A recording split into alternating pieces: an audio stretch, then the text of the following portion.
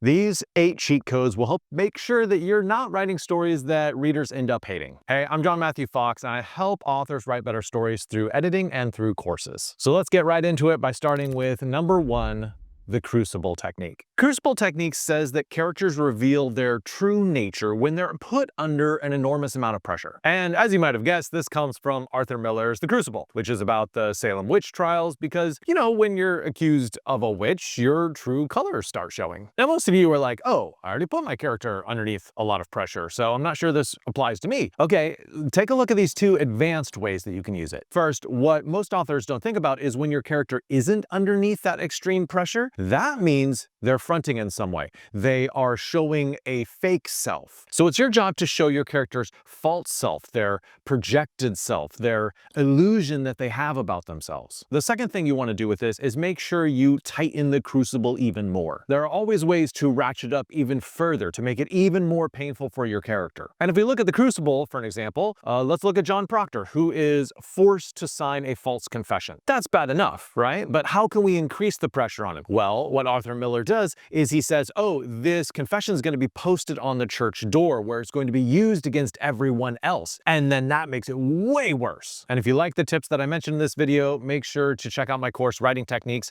where I cover stuff like character doubling and micro-conflict and delayed decoding. That course is 27 videos, or you can get more than 250 videos by subscribing to my Bookfox Academy. Link is down below and you should click on it. Now, I absolutely love this next writing technique. It is number 2, lampshading. Now, what do you do as a writer when you discover that you've written implausible or ridiculous things? I think your first impulse is probably to be like, yeah, let's just delete that. Okay, not a terrible option, but let me present you with a second option, which is lampshading. Lampshading is calling attention to an implausible element before the audience can object to it. And it's called this because it diffuses the audience's skepticism the same way a lampshade diffuses light. Let's look at 3 different ways that you can pull this off. One is if you have an improbable storyline. In Avengers: The Age of Ultron, there is a moment where Hawkeye says to Scarlet Witch, "The city is flying. We're fighting an army of robots. And I have a bow and arrow. None of this makes sense." So the writer knows that the viewer might be like, this seems ridiculous. So they head off that skepticism by just having the character call attention to the ridiculousness of it. The second way that you can make this work is if you are writing a coincidental storyline. Yes, coincidences are almost always bad, and it feels like cheating to the reader a lot of times. In Gabriel Garcia Marquez's novella, Chronicle of a Death Foretold, we see him trying to squeeze out of coincidences in the writing by calling attention to them. A judge investigating the murder says, "I never thought it legitimate that life should make use of so many coincidences forbidden in literature." Sort of a wink-wink meta moment at the reader. And the third way that you can use this lampshading technique is through cliched storylines. In My So-Called Life, Graham Chase reveals to his brother that he's been flirting with another woman and that she wants to take him to a hotel room to start an adulterous affair. And the brother says, "That's such a cliche." And Graham responds, "Well, cliches happen." That is the writer drawing attention to herself right there. She knows that it sounds like a cliche, but she knows, oh, if I call it out, the reader's going to roll their eyes less. And you should comment below with your favorite lampshading in a book or a movie, or if you have examples from any of the other points that I'm making in this video. I always think the more examples, the better. This next point is an absolutely brilliant one. It is number 3, the Objective Correlative. That sounds like word salad. I know, you're like, I'm not sure this is the right writing video for me. But hang on there, let me explain. The Objective Correlative is T.S. Eliot's term for describing how you use an object and a chain of events to evoke emotion in the reader. So let's look at an object inside of a chain of events, specifically the heart of the sea diamond in the movie Titanic. No, seriously, I do have a spoiler alert because we're talking about the end of the movie here, where Rose, who is an old woman now, goes and throws the heart of the sea diamond into the ocean. Now, why does a moment like that make us emotional? Well, it's because all of the emotion has been shoved into this object, which is representative of their relationship. It is a symbol of their connection and love. She wore it while she was posing for Jack. It's also a kind of tribute for Jack, the way that sailors will throw wreaths on the ocean to symbolize their fallen comrades. The writer took the emotion of lost love and embodied it in this physical object. That is an objective correlative, and you should absolutely use one in your book. Now, this next one is a really fun technique, and it's far more broadly applicable than you would initially think, so hang on once you hear it. It is number 4, the Worf Effect. The Worf Effect says to have a new opponent defeat your strongest warrior in order to escalate the stakes and make it feel more dangerous in your story. And as you might have guessed, this technique comes from Star Trek, where new aliens would throw around Worf, the Klingon, because he was the strongest warrior, and everyone would be like, oh, whoa, this alien race is strong. Oh, now we're really in trouble. Well, we can see this in all sorts of different storylines. For example, look at Robin Hood, where every single time Robin Hood and Little John meet someone in a forest, that new stranger will defeat one of them, and then Robin Hood's like, oh yeah, you should totally join our gang. Or look at the first scene in Avengers Infinity War, where we realize this new villain, Thanos, is seriously powerful because he easily defeats the Hulk. And the same thing happens in Arthurian legend, where every single time a new knight is introduced, they prove their worth by beating a whole lineup of established knights. So Gawain does this a lot, as well as Percival. Now, some of you are like, John, I'm not writing an action story. I don't see how this point is relevant to me. Oh, it's relevant. It's definitely relevant. Let me give you some examples. Say you're just writing a normal, humdrum, realistic story.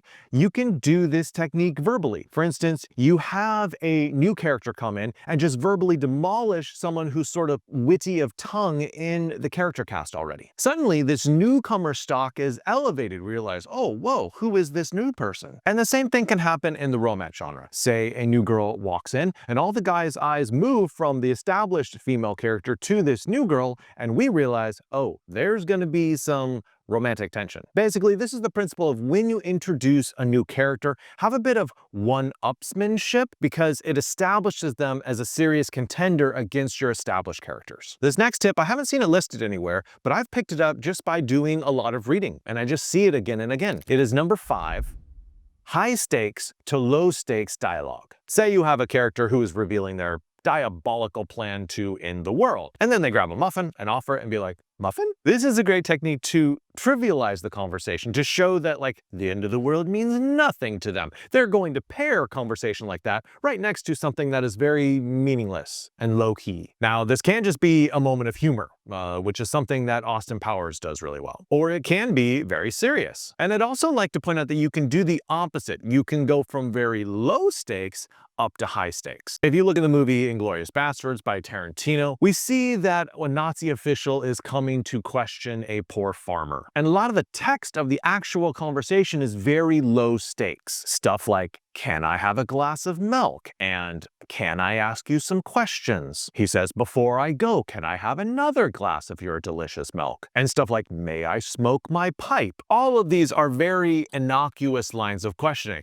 But then, all of a sudden, it escalates up to, you're sheltering enemies of the state. Are you not? And it's such a heavy shift in the conversation, this radical departure from low-level stakes to like, oh, the stakes are super high. He knows about the people hiding under the floorboards. You might laugh at this next writing technique, but it is a good one to know. It is number 6. The Gilligan Cut. Now, this comes from Gilligan's Island, which I don't know how many of you are old enough to remember watching that. Maybe I'm just dating myself here. And it just comes from when a character says, I'll never do X, and then right in the very next scene, they're doing X. The great thing about this technique is it gives you a great stopping point for a scene, and then a good laugh when the reader begins the next scene. Look at The Martian by Andy Weir, who does this really well. At the end of one journal entry, he says, things are finally going my way. In fact, they're going great. I have a chance to live after all. Look at that, 3 exclamation points in a row. And then there's a break, and then in the next log entry, he says, I am screwed, and I'm gonna die. Or look at a book like Catch-22 by Joseph Heller, one of the funniest books I've ever read. There's a section where the narrator is asserting just how amazing this guy Appleby is and how absolutely everyone likes him. And then there's a paragraph break, and the next session, Yossarian says, I hate that son of a gun. That's the PG version. Or in Finding Nemo, the fish are interrogating a crab, and the crab says, I'll never tell you. And then in the next scene, the crab is lifted above the water, and these seagulls look over like, oh, my next snack. And then suddenly the crab's like, okay, I'll talk. So just add the Gilligan's Cut to your repertoire of good ways to end your chapters or scenes or start your chapters or scenes. This next point is kind of an allusion to Edgar Allan Poe. It is number 7, the telltale object. This is an everyday item that seems to appear semi-frequently inside your story, and it causes readers to start to have this feeling of dread whenever it shows up. And for an example of this, look at the way that oranges are used in the movie The Godfather, where they frequently appear right before a moment of extreme danger or character death. Don Vito buys oranges from a street vendor just before he gets shot. Oranges are on the table when the five families have that meeting where they're discussing the drug trade. Vito Corleone plays with his grandson around orange trees and puts orange peels in his mouth, and then he soon dies afterwards. And a billboard for Florida oranges is visible right before Sonny is ambushed and killed at the toll booth. Now, the reason why this telltale object is so good is it not only contrasts visually, most of the movie is very dark and oranges are very bright, but it also contrasts symbolically.